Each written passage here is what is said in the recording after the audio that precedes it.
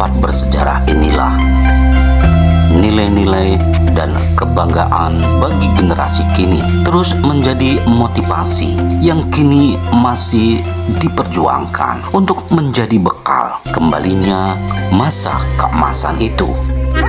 Dan inilah yang dilakukan oleh Yayasan Saka Tunggal Langlang Buana, merajut benang-benang emas kejayaan pusar bumi, merangkai pustaka yang masih berserakan untuk menjadikan motivasi bersama mengembalikan keemasan masa itu.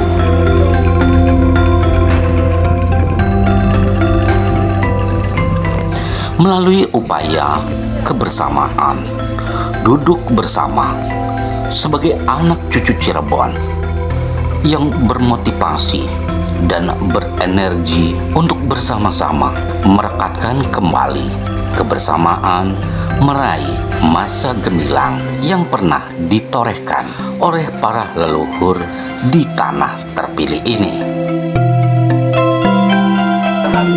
Bersama Sultan Sepuh Aluda II di Keraton Kasepuhan inilah Yayasan Saka Tunggal Langlang Buana berharap semangat dan motivasi ini untuk nyata adanya.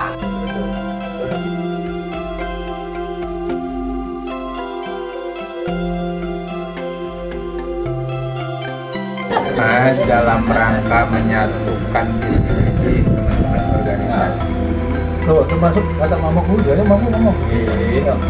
Ya niki konsolidasi sarang sepah-sepah niki. Kedahun kan. Ini anak muda bae pada ya. Pada pinter skemp kan. Kula pepe ngumpul teng pada bakate mama batik. Tadi berarti dari prima. Ya udah kok guru besar ya gula. Jadi insya Allah nanti atas izin dari para sesepuh kami membuat satu wadah yang bernama Yayasan Saka Tunggal Langlang Buana, di mana keprihatinan kami di saat kedatangan putri dari Kiai Ma'ruf Amin kumpul di Gunung Sembung. Disitulah terjadi pertanyaan, karena kami mendatangkan saudara dari Kuningan, dari Indramayu, dari Majalengka, ternyata masing-masing tidak ada yang mengenal, Mas. Saudara pepadam obor. Iya. Akhirnya saya tanya, Kang Ayu di sini. Nah, sejarah kalau sana kita berbicara keluarga besar Kesultanan Cirebon, ya inilah. Karena saya terobsesi oleh satu keluarga dari Pangeran Alam. Itu mereka ngadakan silaturahmi keluarga yang hadir 3.000 orang, baru dari satu keluarga. Ya. Maupun yang kuwu ini keluarga besar. Ada yang tercatat, ada yang dari istri resmi, ada yang dari istri siri. Nah ini kalau kumpulkan masing-masing, masya Allah. Dari situlah bagaimana kita menjadi satu keluarga besar dalam satu wadah yang bernama Saka Tunggal Langlang Buana. Oke. Ayo disinilah kita bagaimana putra-putra wayang ini bisa menjalankan, bisa membangkitkan lagi marwah Cirebon, karena keprihatinan kami Yayasan Saka Tunggal ini dengan kondisi Cirebon sekarang. Kita se-Nusantara yang memiliki satu kota 4 raja, ya hanya Cirebon. Padahal ini dari satu buyut, dari satu keluarga, yaitu yang Sinuhun. Kok kenapa kita bisa terpecah semenjak kita ini menggunakan sistem feodal? Masyarakat Cirebon hanya butuh pengakuan. Iki lah wong Cirebon ini dipegur senekula. Mereka kenal Sultan Sepuh, tapi sosoknya tidak kenal. Disinilah kita ini sudah kehilangan marwah, kita sudah kehilangan jati diri, bahwa masyarakat Cirebon dengan ikatan emosional yang dahulu terbangun banget sangat baik hilang begitu saja. Contoh yang simpel, banyak saudara kita yang nyalonkan dewan apa satu pun jadi jarang, nggak ada. Karena tadi terpecah suaranya. Ikatan emosionalnya sudah hilang. Chemistry-nya kita ini sudah hancur. Makanya saya mohon dengan maksudnya waktu ada acara di Pangeran Surya Negara, walaupun mama lelah, mama tolong, ini momen saya bilang. Amin. Bagaimana kita sebagai sepupu Sten ini dikenal oleh masyarakat Cirebon, karena masyarakat Cirebon butuh pengakuan. Mana sih pengakuannya saya?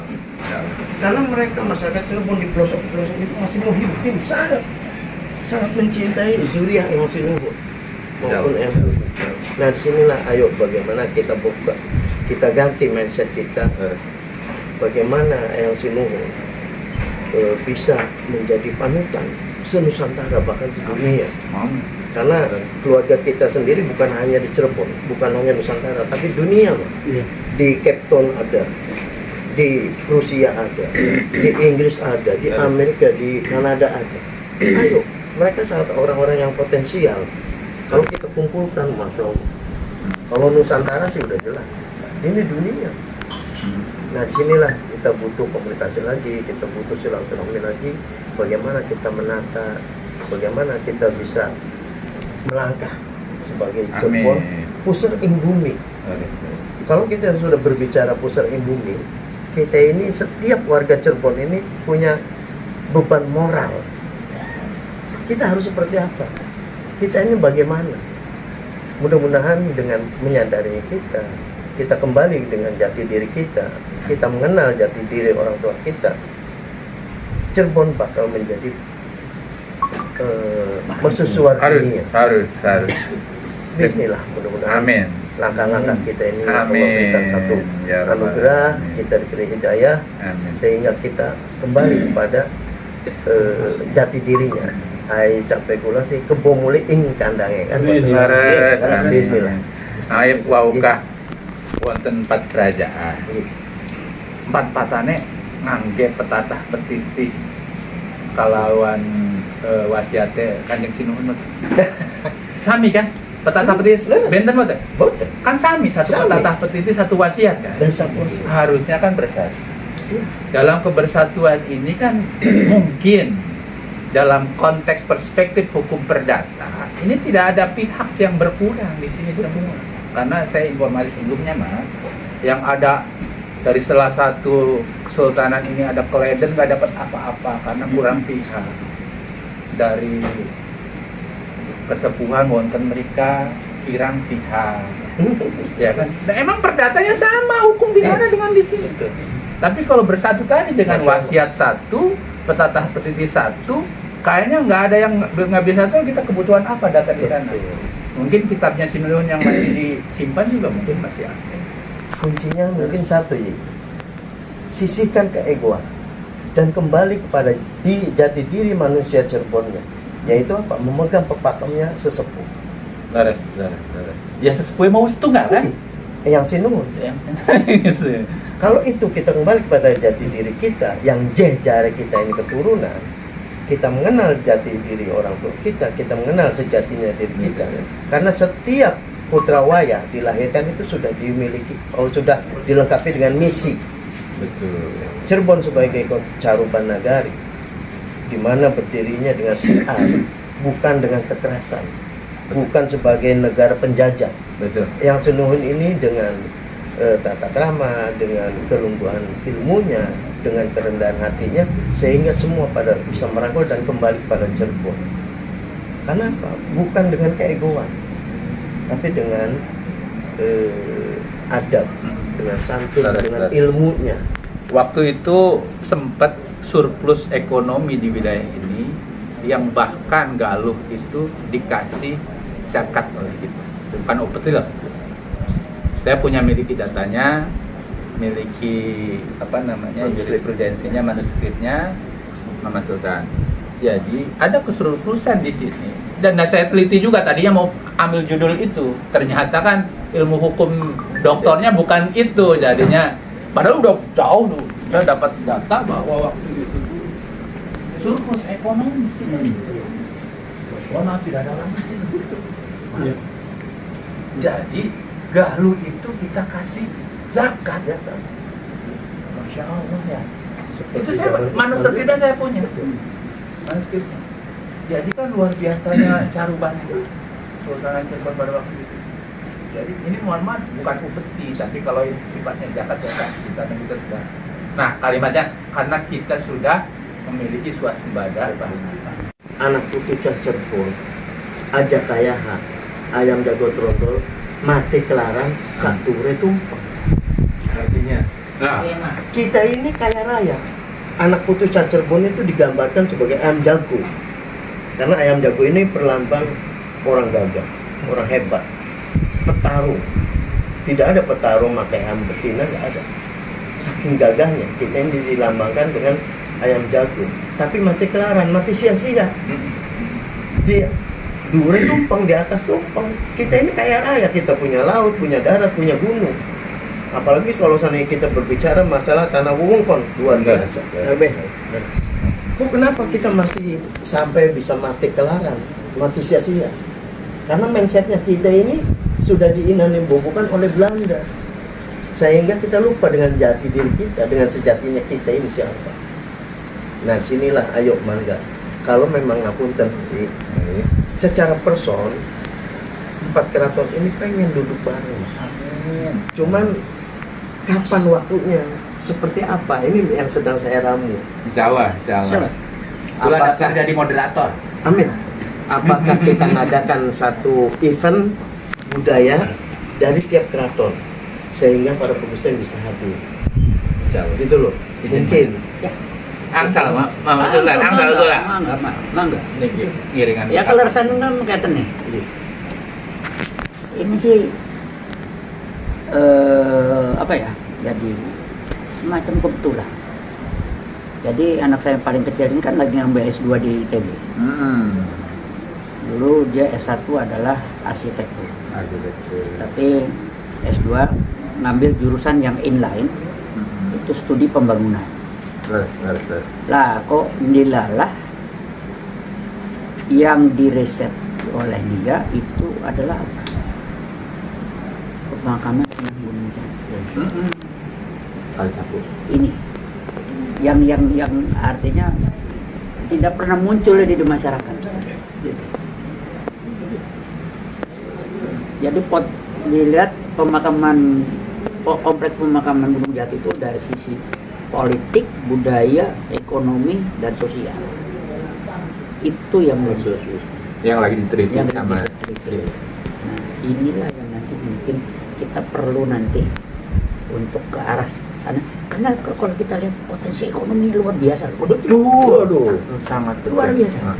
Sampai anak saya menurut itu mau mewawancarai Bupati Cirebon. Sampai ada keluhan dari Pak Bupati, sayangnya ini tidak terkoordinir. Saya berasa mungkin supaya ini bisa dikoordinir semuanya. Kita ini 4 kesultanan ini harus menjadi satu dulu. luar biasa. Amin. Bismillah. Sama-sama kita mengelola itu. Banyak loh yang kita kelola. Sekarang pemakaman Sunan Gunung Jati, Pemakaman. Nggih. Masjid Syamsi Tabib, Cipta Rasa mriki. kita kelola bersama. Luar biasa. Sunyarahi. Sunyarahi. Jadi makanya tadi itu sudah bilang dari kita harus menghilangkan ego masing-masing itu. Sudah sepakat banget. Sangat sepakat. Karena kalau misalnya kita sudah saling menyadari, ini Cirebon ini Masya Allah. Setiap jengkal tanahnya ini Masya Allah. Allah berikan satu anugerah kepada Saruban Panggilkan Nagari. Nabil itu Pak. Ini luar biasa. Mumpuni. Tapi sumber daya manusianya ini kapan bisa mulai untuk membenahi sumber daya air? Ayo kita sisihkan. Potensi sekali. Sangat menggunakan gambaran dan ada sering Ada teriak. Masya Allah luar biasa perjuangan. menggula perjuangan gua sampai Ada teriak. sampai di BPN pusat. Waktu semanan dereng gula dereng angsa ada ini BPN pusat. Amin. Karena kesukaan satu di mana? Ben, ini cerita mengenai tesis kamu. Penelitiannya Mas Nabil tadi bercerita. Ini untuk apa? Untuk interview atau untuk apa? Bukan untuk Ya, jadi sekedar ini kita pandangan kita ke depan seperti apa Oh. gitu, supaya Cirebon ini lebih maju lagi. Jadi begini, pertama-tama kenapa saya ngambil tesis mengenai Gunung Jati itu kan karena ini kita berbicara mengenai budaya, dan budaya itu kan sesuatu yang diwariskan gitu ya, salah satu produknya begitu ya. Jadi intinya tesis ini ngomongin tentang budaya gitu. Tapi di sini yang saya jadi resah gitu ya, sebenarnya adalah mencari signifikansi budaya yang telah diwariskan dari zaman dulu itu seperti apa di hari ini gitu. Karena kita tidak boleh terjebak juga semata-mata hanya membakukan budaya demi ekonomisme saja. Tidak bisa seperti itu. Artinya kita di sini membakukan budaya hanya sebagai menjadi mesin pencari uang. Itu tidak boleh. Nah, budaya di sini kita harus bisa mereproblematisasi kembali. Budaya ini akan seperti apa ke depannya? Bukan dalam arti kata budaya ini harus beku seperti zaman dulu, tapi kita harus bisa mencari relevansinya dengan hari ini. Ke depan itu budaya akan seperti apa? Di masa-masa yang tegang seperti ini, di mana terjadi, kalau saya boleh buka, konflik di antara elit gitu ya. Sebenarnya ada anarki yang berjalan. Anarki di sini tidak boleh diartikan sebagai satu bentuk tindakan yang negatif gitu ya. Anarki di sini adalah keberadaan dari satu sistem yang bergerak di luar dari sistem yang sah gitu. Mereka bisa menghidupi dirinya sendiri, tapi di sana kita justru harus bisa melihat bahwa sebenarnya mereka bisa hidup di sana. Kenapa kita tidak melihat di sana gitu? Kita bisa memformulasikan kembali budaya ini akan seperti apa gitu. Apakah kita akan membangun budaya yang beku, atau justru kita memformulasikan budaya yang bisa dilihat ke depan seperti apa? Itu kurang lebihnya. ya dalam artian ini real putra wayah Mas Nami, putra mahkota ini kan langsung meneliti tentang tesisnya tentang pembangunan budaya khususnya yang berkaitan dengan Kesultanan ini. Mas Nami tadi jangan khawatir, konflik itu tadi sudah dibicarakan, tapi insya Allah semuanya pengen dipersatukan. Mas Nami sepakat nggak bersatunya itu satu elit yang menurut persepsinya Mas Nami? Ya itu memang tujuannya seperti itu ya, justru karena lagi ada apa namanya suatu perdebatan gitu ya, berlebih lagi gitu. Ini justru momentum yang tepat gitu, ketika ada konflik ya mari sama-sama dirumuskan ini seperti apa. Betul, gitu. betul. Begini, saya punya pandangan yang artinya namanya kohesi sosial itu tidak sama dengan artinya kesetaraan gitu ya. Justru dari adanya praktik yang sebelumnya gitu ya, praktik ini seolah-olah di apa ya, bukan dipaksakan ya, justru digaungkan secara tidak efektif dan tidak apa ya, tidak, bentar lagi nyari kata yang tepat nih, bukan nggak menerus, tidak bisa menjembatani ide sebuah progres gitu. Justru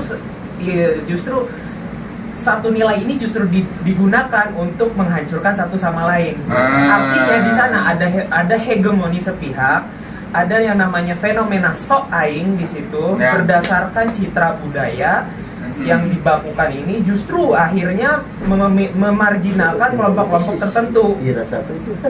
Artinya di sini kan bagaimana kita mau berbicara mengenai tentang ide perbaikan terhadap budaya kalau kita membakukan justru yang kita bakukan ini justru kita gunakan untuk membunuh satu sama lain. Betul.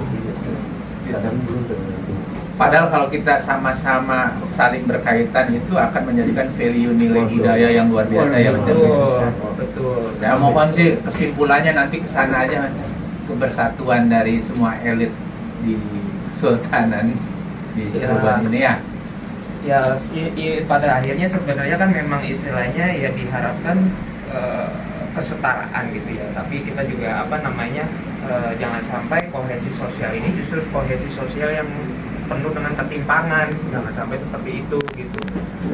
pada dasarnya kan pada dasarnya kan budaya ketika kita berbicara mengenai pembangunan gitu ya, pembangunan itu pada dasarnya adalah bagian dari produk budaya manusia yang selalu berproses gitu supaya kehadiran manusia ini lebih baik gitu. Ketika kita memarginalkan atau meninggalkan budaya, sama saja kita mentidak manusiakan manusia. Jadi pada dasarnya ya budaya selalu bagian dari kita. Mari sama-sama kita berpikir gitu, ke depannya ini akan seperti apa gitu. Budaya ini akan kita gunakan sebagai satu aset yang bisa memajukan kita, atau justru jangan-jangan kita membangunkan budaya demi kepentingan hegemoni sepihak. Masing-masing. Itu yang terjadi sekarang. Itu yang terjadi.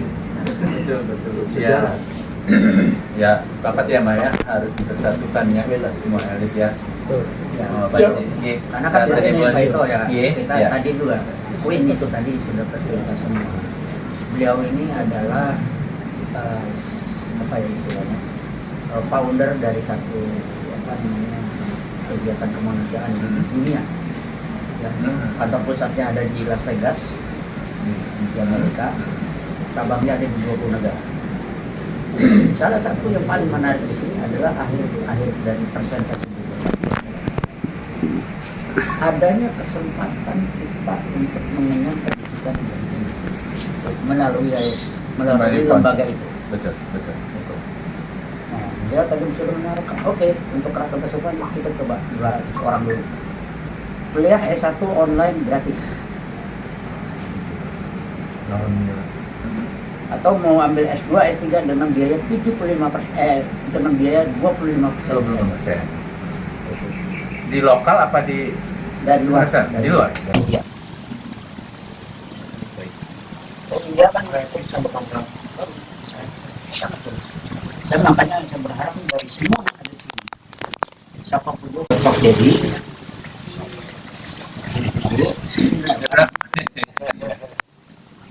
kita nanti akan ada MOU dengan Liga Formula itu masuk. kan? Nanti dia pelaksanaan nanti gerakan Karena kita juga ada program rekognisi ya Prof ya. Akhirnya deklarasi gue kula ke waktu negeri kisun. Alhamdulillah ditampi. Alhamdulillah. Ya, alhamdulillah. Mak, dilanjut. Boleh, bisa. Mas Nadir, tambahin. Ya apa namanya, mungkin untuk wargi semua, termasuk untuk saya juga, Wekas dan ipat-ipat itu bukan cuma omongan belaka ya, tapi kita harus bisa bersifat kritis, mana yang bisa masih kita gunakan dan mana yang perlu kita sama-sama diskusikan gitu ya. Wekas dan ipat-ipat ini adalah bisa dibilang menjadi salah satu cara titik tolak, mungkin juga bisa menjadi batas moral yang bisa kita gunakan tentang bagaimana kita sebagai identitas yang kita gaungkan, yaitu sebagai masyarakat, dalam tanda kutip di sini saya menekankan Cirebon itu bisa berlaku lampah di kesehariannya. Jadi jangan tinggalkan identitas kita sebagai Cirebon hanya semata-mata demi pragmatisme sosial yang ditawarkan dari dunia hari ini, tapi di sana ada batas-batas moral yang bisa kita gunakan dalam membimbing kita sehari-hari sebagai kita Cirebon. Terima kasih. Amin. Saya menambahkan bahwa yang terkenal ini kan dari Wekas ini kan cuma titik tajuk dan fakir miskin. Padahal kita punya 99 Wekas dan diperas dari 99 itu menjadi 44 jadi 44. Ini luar biasa Pak kalau kita amalkan. Kayaknya itu menjadi fikihnya orang Cirebon.